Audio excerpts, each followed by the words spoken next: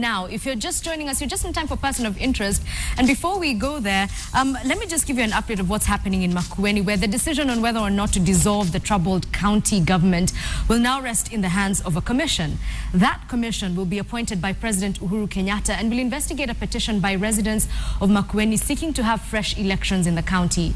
Now, governors did tell the president that all avenues for reconciliation had been exhausted. The president, who had pushed for dialogue, however, says he will only appoint the commission once the identities of the more than 50,000 petitioners have been verified by the IEBC. Now, the county of Makueni has been in a state of dysfunction following persistent wrangles between the governor, Professor Kivutha Kibwana, and a section of the county assembly members. At least 4 members of the county executive, as well as the governor, have been impeached by the county assembly. However, the dispute is stuck in back and forth court petitions, and at the moment, it's still not clear how long the IEBC will take to verify details of that petition. And luckily for us, we do have the Makueni senator in studio with us. He is our person of interest, Mutula Kilonzo Jr. Thank you for making time to be with us. Thank you for welcoming me today. And thank you for welcoming you with that issue of Makueni. Well, you know, it's not all that bad. This morning, I'm celebrating my daughter's birthday, so we have good news. Kalista. But not as Makueni County, sadly. No. I really want to pick your mind on what exactly you think about what's happening at the moment with regard to the potential dissolution of that county government. Let me say this to start off, that wrangles in counties are not unusual. So I want the public to understand that this is not just Makueni. The wrangles are everywhere. It's only that in Makueni we like exemplifying things, talk about my election and many others. But it's fair that everybody understands that by the leaders that in the assembly and the county government, that includes the governors and the governor and his executives, agreeing to this petition to come to the president in a manner that it has, and for a commission to be appointed, they have subjected themselves to what I call a public trial. All of them will be subjected to a public trial by the persons who voted for them. 2, this for me reinforces the supremacy of the Constitution and the supremacy of the sovereign of the public under Article 1. 3, the people of Makueni have been suffering to the extent that, you see, they have been, every day you wake up, somebody's pointing a finger at the other. You are responsible for this, you are responsible for the other. You have not done X, you have not done Y. So for me, it is a sigh of relief. For the first time, we want to know the exact truth. Who is sabotaging the government of Makueni?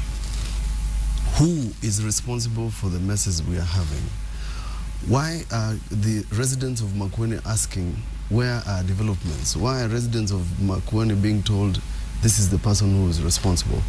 They will have an opportunity for all this material to be presented to this commission once the commission is appointed by the president and then approved by Senate. I'm going to suggest to His Excellency the President, I hope he's watching your show, that as IEBC is verifying these 50,000 signatures or voters, the commission should be appointed so that the process can begin at Senate for verification of the commission itself. Because we are going to Christmas, Senate is on recess. We cannot keep Makueni in limbo forever. I am even more troubled because recently there's a post that I read on Facebook by the governor suggesting that the country will not have money in January, suggesting that they will not be able to disburse salaries in January, suggesting that services will not be rendered in January. That is troubling, and it's troubling to me as a senator for many reasons. 1, the county of Makueni last year received 4.3 billion shillings. This financial year, Senate approved about 5.6 billion. Next financial year, 9.6 billion. We can have this push and pull. Who did what? Who did this? Etc., etc. The people of Makueni deserve to be served. But I want to say this, and because we are in a transition, and it's important that the public understands that I have read the caption, including in the newspaper, suggesting that avenues of reconciliation have been exhausted. Part of the group that is going to be in the commission, because there are going to be 6 of them, are going to be 2 people who are experts in conflict management, unknown to many people.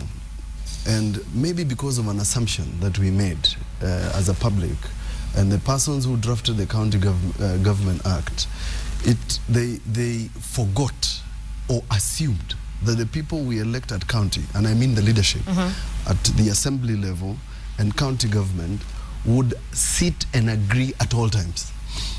We also assumed as a country that the only people who would quarrel is national government and county government. And that's the reason you saw the summit, all governors and His Excellency the President and his deputy, because that is what is called an intergovernmental relations committee, although we also refer to it as summit, to the extent that when there is a dispute between the national government and county government, a structure is already established. At county level, we do not have a structure of dispute resolution mechanism where the Speaker of the Assembly, who is elected by members of County Assembly and is answerable to those members and not the public, quarrels with the county government, who carries the mandate of the public. How do you deal with that dispute? Therefore, one of the things that I think that should happen is that I would even suggest that this committee meets very quickly, because one of the proposals I would have for them is set up and propose a mechanism for dispute resolution mechanism at the county level. I want to give you an example of yet another situation in the Constitution that suggested that we also imagined that people would agree. You've read in the press that Senate and the National Assembly have been having quarrels about this bill and this whatever. The Constitution imagined also, or assumed, the drafters of our Constitution assumed that the Speaker of the National Assembly and the Speaker of the Senate would be either a gentleman and lady who would sit down in a room without quarreling. Okay. And therefore, what is being said about this particular type of quarreling on the county level, at the county level, is that it threatens weakening devolution, and that the issue in Makueni could set a bad precedent to other regions, to the other 46 counties. Why would you say that? Because the fact that Makueni as a commission or it does not necessarily mean logically that the county will be dissolved. It doesn't mean so, because the report of the commission must be presented to the president and approved by the Senate. And when we say the Senate, it's 24 senators voting for the dissolution of Makueni County. So we have constitutional insulations. It's not a reason to set bad precedent. Embu County impeached the governor twice. What are you talking about? So you think that Makueni will survive and devolution will certainly survive? Let's start with the principle. And the conclusion is devolution will survive. Makueni will survive. Makueni is not the persons who are elected, because in the next dispensation, if the county is dissolved, we might have different people. We will have different people. So I'm not worried about devolution itself, because the persons who are charged with protecting devolution ultimately is the Senate of this republic, and it's not going anywhere. So counties can quarrel as much as they want, but eventually this thing will settle down. And so therefore, for me, this is a transition period. I'm not too worried about it. Okay. You've also been seen to have a rather pragmatic approach to this. You're being very practical and logical, and even now, as you explained to me, the procedure is very black and white. Yes. But what's your personal opinion? Do you think the county government should be dissolved, or do you think this can be settled amicably through other avenues? This thing has given me some element of sleepless nights because, let me tell you,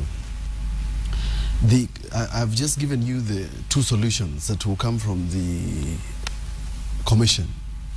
Once the IEBC is done verifying those names. Commission is appointed, they go to Makueni or sit wherever they will sit and prepare a report. Assuming that they say the county should not be dissolved. Yet these assembly members and the governor and everybody have been quarreling the way they have been quarreling. What are we supposed to do after this? That's the thing that baffles me. The fact is, I am concerned that the law should have provided a mechanism to ensure that this is a last resort. It should be such a last resort that this commission of inquiry that is being appointed, the decision that is going to make should be obvious, that this county should be dissolved. So that we are certain at some point that mediation and arbitration cannot work. So therefore, the fact that the county government of Makueni in its entirety cannot sit in a room to agree that they have been elected to work for the people of Makueni, and that there are women who are suffering, there are people who have not gone to school, there are people who are dying in hospitals, we have no roads, we have no infrastructure, it's raining and people cannot plant. The fact that we cannot agree on those things means that we have failed in leadership. To that extent, on a moral perspective, forget about legal, on a moral perspective, that county has failed the people of Makueni. Does this also include you by association? It's not by association because, while the petition is in Nairobi, the fact is that the senator of Makueni has not even seen the petition. I have not participated in budget making of the county government. I have not participated in legislative making. I have not participated in any project. Nobody has asked me, Senator, what is your view about this? Nobody has said, Senator, please come in and intervene on the question of this. The fact is that the county government of Makueni, whilst we are as Senate in a position to offer what I call buffer, capacity making when it comes to legislation, whether it comes to budget, whether it comes to whatever it is that they think we should resolve, it doesn't come to that. And remember, it's because I must answer your question. Senate acts as collegiate. It's not an individual issue, because if a matter coming from Makueni was to be forwarded to the Senate, the senator of Makueni, by standards that we have already set, must step aside so that this matter can be given, because they don't need to ask, Senator Mutula Kilonzo Jr, do you have an interest in this matter? They don't need to ask. Similarly, when the county government of Embu had an issue, the Embu senator was told, yes, we want to hear your view, but sorry, wait. Same with Kericho. Same will happen with Makueni.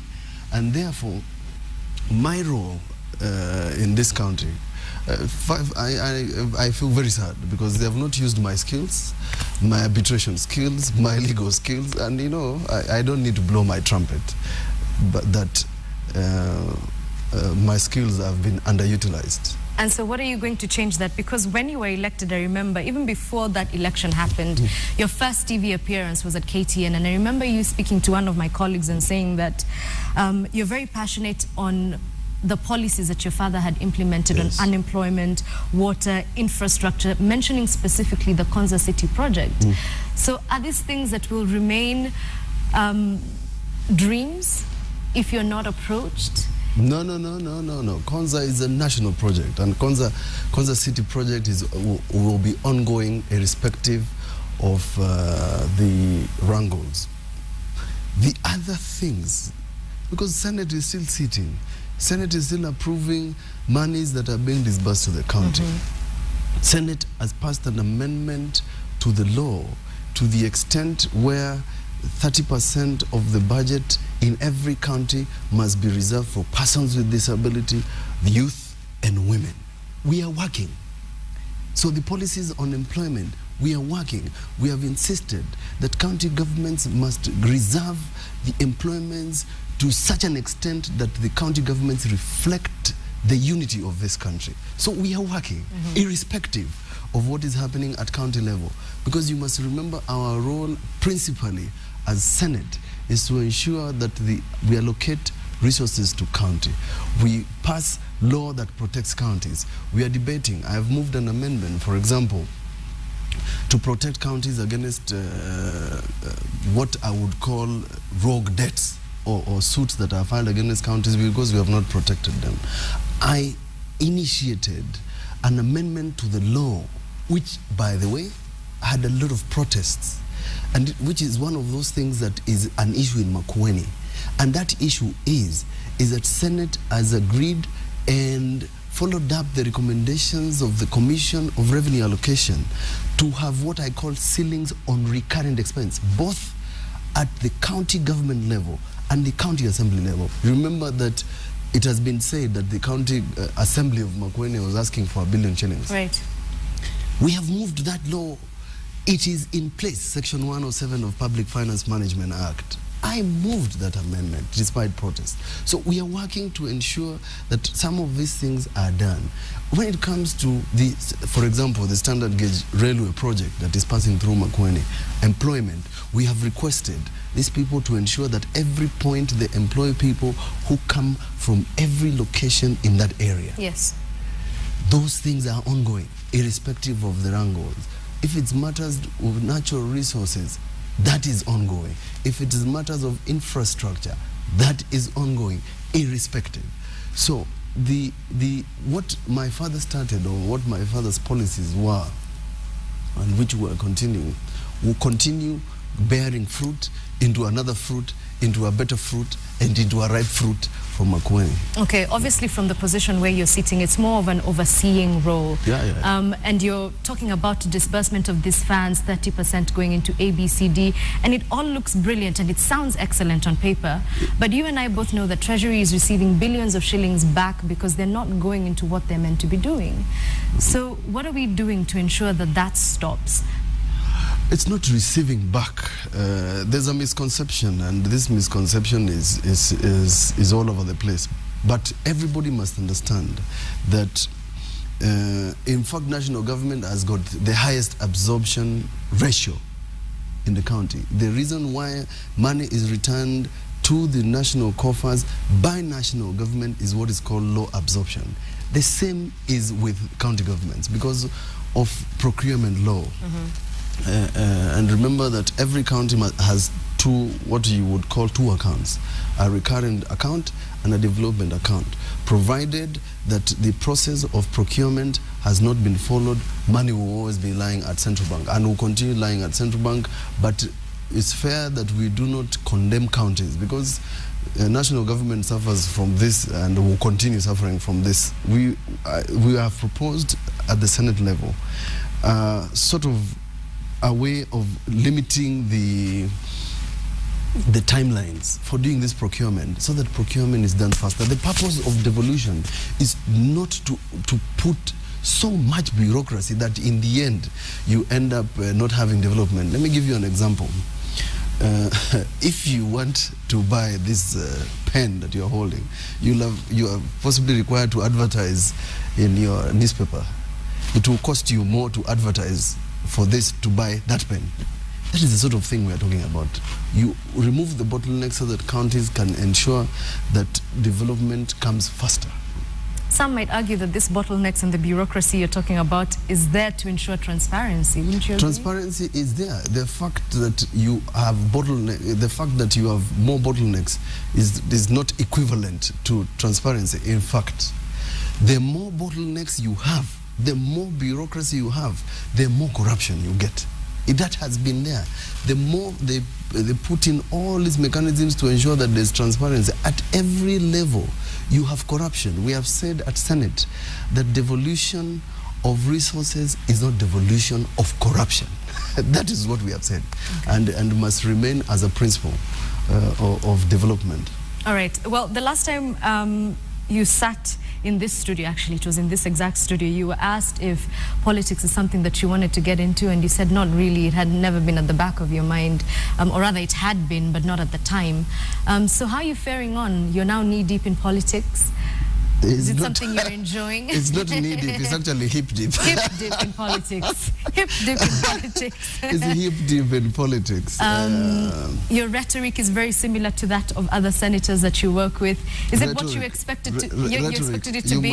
You can't just throw those things in there like that, like other senators. You know, the fallacy of generalization. You must be very specific. You are dealing with a senior lawyer here. Okay, fine. Let's not use the word rhetoric, but you're beginning to sound more and more like a politician. How about that? No. You must be very specific. I've stated, and my positions are clear. And even if I wake up in my sleep, I will still repeat them. If it's matters concerning political parties, my position is clear. That if you belong to a particular political persuasion, and you have been elected through that political persuasion, you cannot turn back on your own will against that political persuasion simply because it suits you, it's fashionable, and you know it's trendy. No way. The law requires that if the persons you went to persuade to vote for you from a certain political party, and you at some point in your road to Damascus thought you are becoming Saul, you must then leave your party and ask for employment again through another vehicle. I've said that, and that is the law.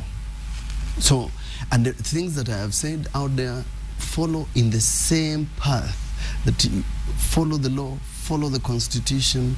We have been elected to follow the Constitution. I took an oath when I was elected on 1st of August to abide by the Constitution without fear or favor.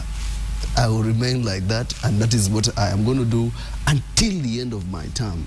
That is what I will remain saying. So, okay. So to accuse me of rhetoric, you know, there are people out there who are busy saying this, that, and the other. You can't put me in that basket. Okay, fine. In that case, I take it back and still pose my question, which is... Withdraw and apologize. Withdraw. Maybe apologize we'll see at the end of this interview. Yes. Now that's playing politics. Yes. So tell me, is it what you thought it would be? Is it what you expected it to be? Better than you had expected? No. It's just exactly what I thought it would be. And the reason is simple, because I saw this when my father was nominated in 2002. I saw all these things playing out in 2007 when he was elected. And I saw this even in the 1 month that he was a senator of Makueni. All these things is just deja vu. I keep saying, oh my God, did I end up here? I saw this coming. Okay. So it's politics in Kenya has not changed. It's the same. It's the same. I have said it before, and I said it even during my first campaign. It's just a question of the forest and monkeys. And so, with that in mind, is that a good thing or is it a bad thing that politics has remained the same? Also, bearing in mind that they say the more things change, the more they remain the same. Politics has not changed in this country because I'm persuaded now that we still are not concentrating on the people of Kenya. Those are the people we should be focusing on when we wake up early in the morning, either at national politics, at local politics, village level. The question we must always ask yourself, and even the media, all of you are in this balloon of exemplifying the things that don't matter. The persons who matter is the public, the women out there who are going to fetch water, the children who are going without food, without shoes, classrooms that don't have windows, people who don't have education. The things that I watch on news, it's the same as the politicians. Same thing. Media playing politics, politicians playing politics. The country at 9 a.m., the blood pressure is up. 9 p.m., everybody, you know, people are not sleeping, you know. I mean, that's what I'm talking about. And so in your ideal world, what sort of politics would we be looking at? Issue-based politics, and how do we get to that? It's not issue-based politics. People-based? People-based politics. Do we have water? Do we have resources? Remember the journey towards devolution. What was driving this?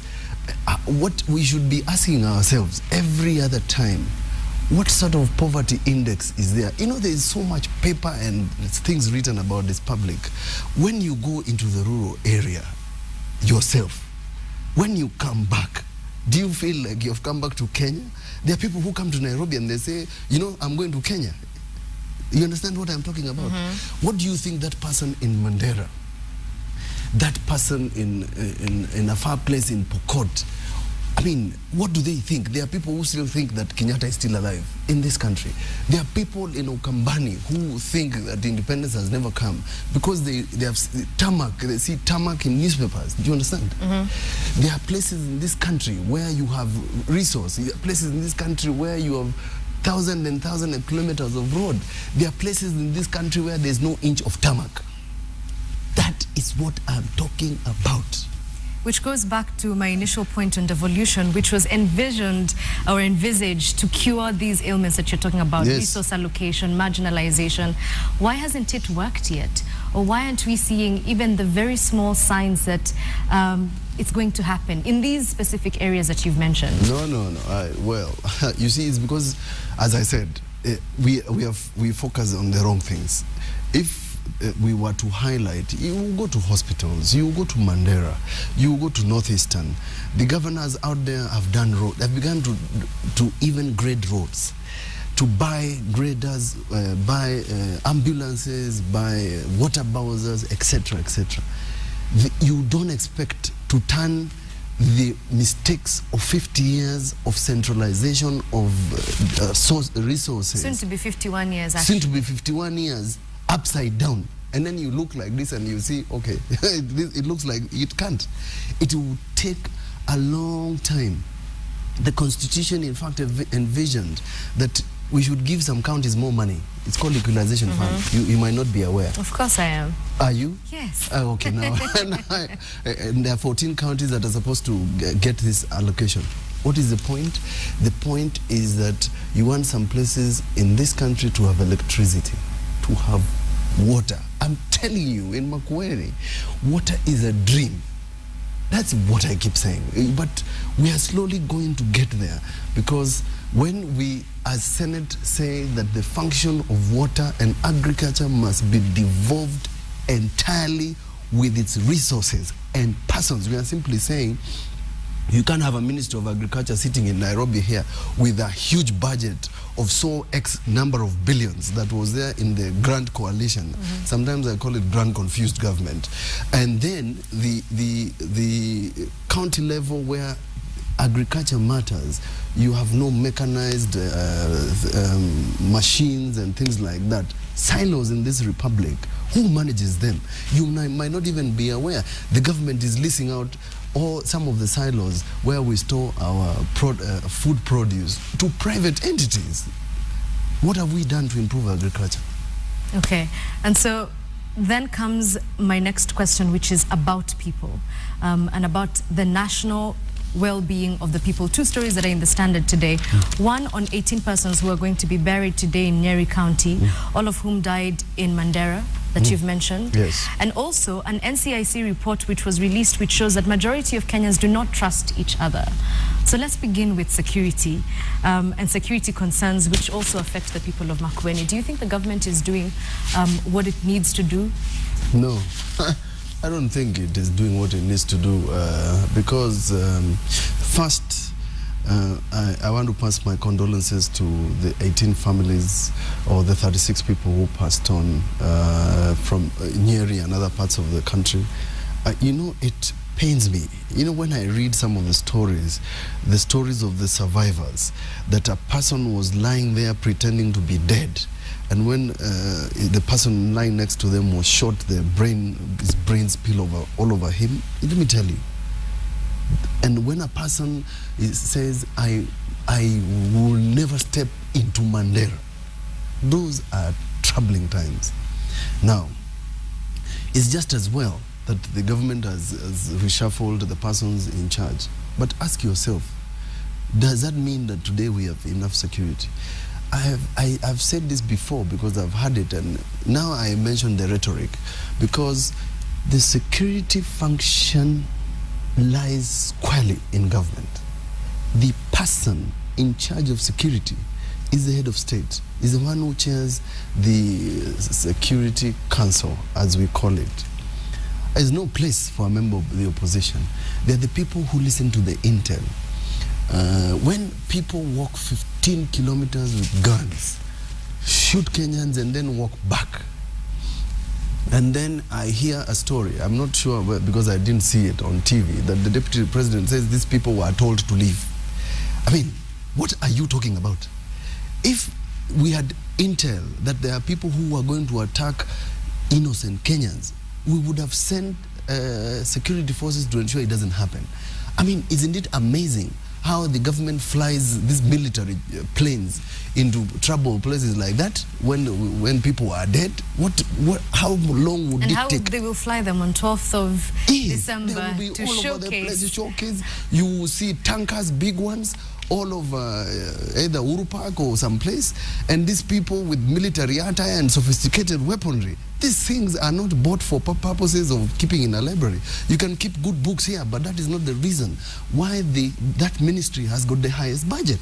There are those who think, in light of all that is happening, that the security function should also be devolved to make it easier for the security people to concentrate on one area. I don't know what your It's not devolved, it's sharing information. Sharing, devolving, whatever we want to call it. Just so that a shared function means that there is a person in Mandera who is communicating to a person sitting in Nairobi. It's possible that the governor of Mandera is not aware.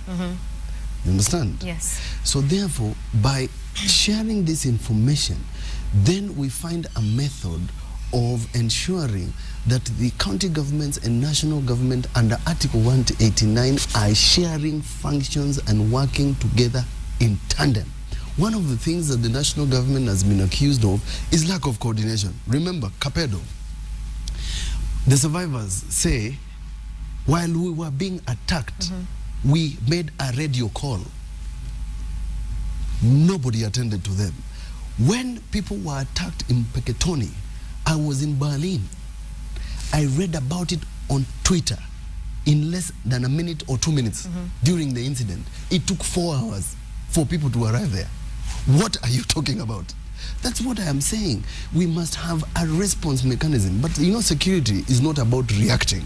Because every time you see a security incident like that, you see sophisticated weapons and many things, people surrounding the dead people. You wonder, where were these people before these people were attacked? Part of the security function is ensuring these things don't happen, so that you prevent them. 2, you must remember that security is first internal, second external. Our boundaries must be protected.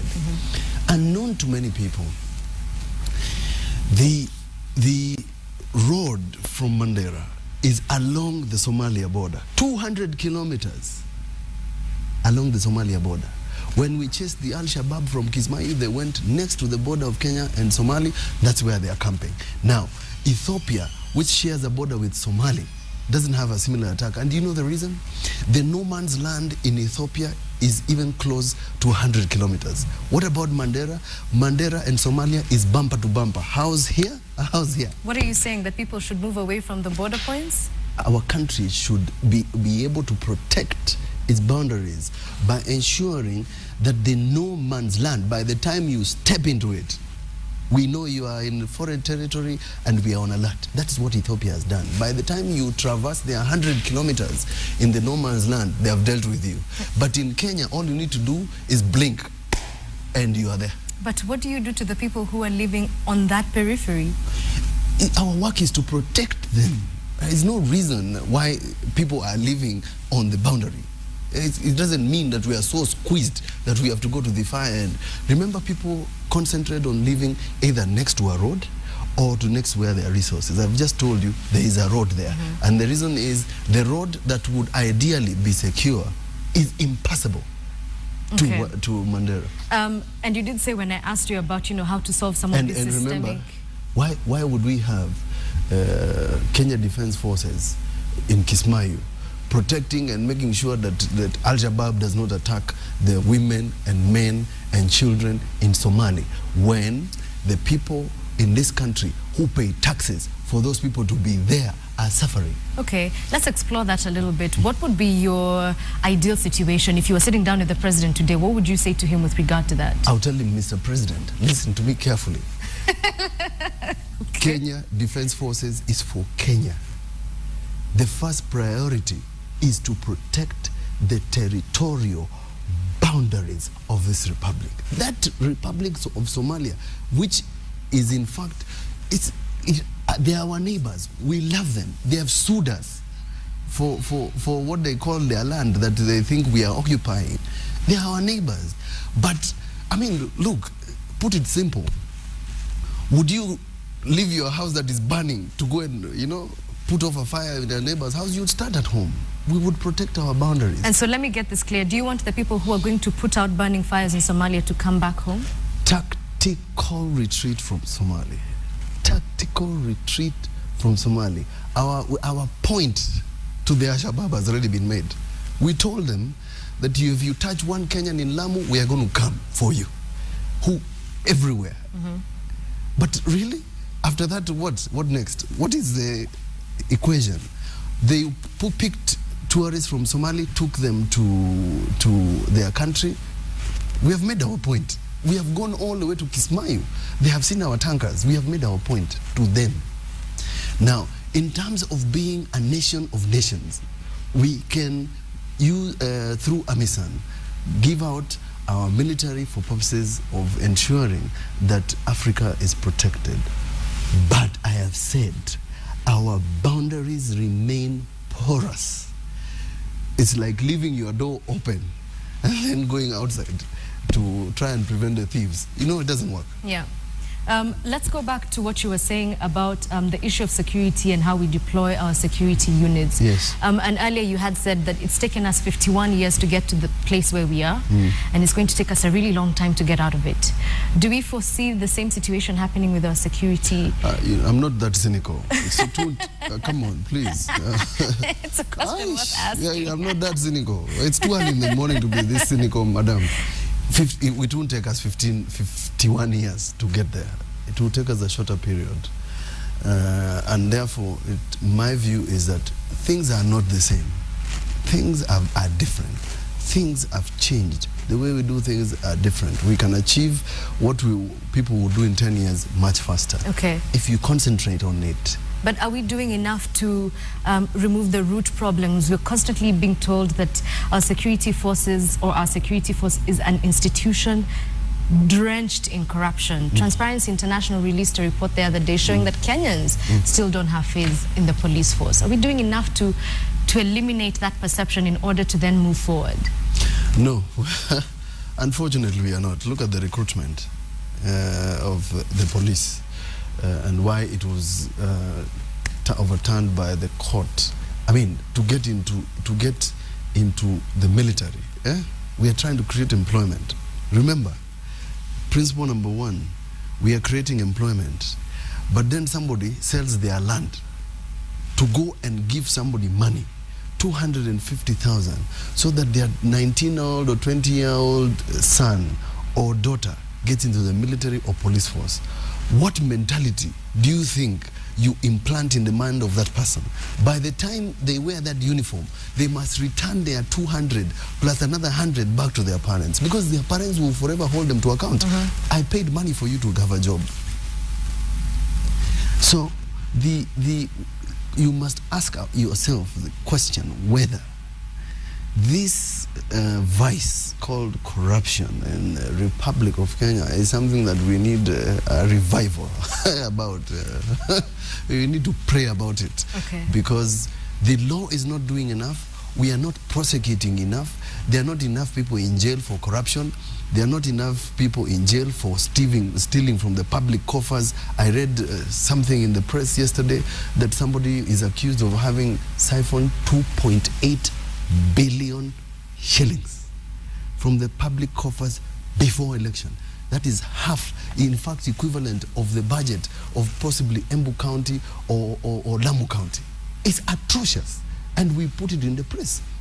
Now, if the Standard newspaper has got that information, are you telling me that there is a person in the anti-corruption department or someplace in CID who doesn't have the information? But the question is, do the people that you keep talking about care enough for these issues? Are they agitating enough for change? Are they putting their leaders to account? You mean the public? Yes, the public. The public, let me tell you, you've seen Makueni. Yes. Makueni is a petition of the public. you saw the avalanche of mayhem when people died. The avalanche of mayhem. You're truly a senior lawyer. I tell you, mayhem on social media and everywhere when there were killings in Mandera. The public are watching, and therefore public officers must be on red alert that the people of the Republic of Kenya are going to put its leaders to account when they need to, and they will. But what I'm saying is that the persons in those offices are not doing enough to convince you and I that we are dealing with this vice. And therefore, invariably, you are saying, if Edith Kamani can steal and buy nice shoes, like the lady was here a few minutes ago, why not me? You understand? If, you know, you can't catch this thief, why not me? If my boss is stealing, why not me? Okay. That's what I'm talking about. Unfortunately, we've run out of time. I really wish we had more time to discuss where you were going with the issue of corruption. But as we wrap up, I have one question for you. If there was a flash poll in Makueni today and the people of Makueni were told to rate Mutula Kilonzo Jr. as a senator on a scale of 1 to 10, what do you think realistically, based on the work that you've done, you would get? Bearing in mind that these people loved you so much, you only campaigned for 4 days and they said, this is the senator we want. Oh my goodness. Have you met the questions you have asked me are so difficult because now you're asking me to answer on their behalf. Yes, and because I'm sure you've been able to read the mood of your people. Let me tell you, it's not read the mood. If you're far much better off asking the people of Makueni whether they think first they have a senator who speaks on their behalf. Then let me flip that question because of the flip the question so that then I can assist you. If you were to rate yourself as a senator on a scale of 1 to 10, what would you give yourself? I'm not very good at blowing my trumpet, but I think really, when you walked in here, the first thing you said was that you're a brilliant senior counsel. I've earned my stripes, but I think I would score above B+, which is. Above B+ is more than 70%. Yes. Okay. And in terms of if you've done statistics, in terms of the time that I've been in office, which is just roughly 14 months. So in terms of that, in terms of statistics, although it is not a good time to do self-assessment, and it's fair that I say that I don't want to rate myself in terms of work. I just want at the end of the term to be able to say that the things that my late father worked for in terms of the constitution and devolution are slowly coming to pass. That is the rating I want. Okay. Which allows me to ask you another question, a very personal one. If your father was still alive, do you think he would be proud of the work you're doing? He would say, that is my son, and I am proud of him. Okay, Mutula Kilonzo Jr., thank you very much for making time to be with us.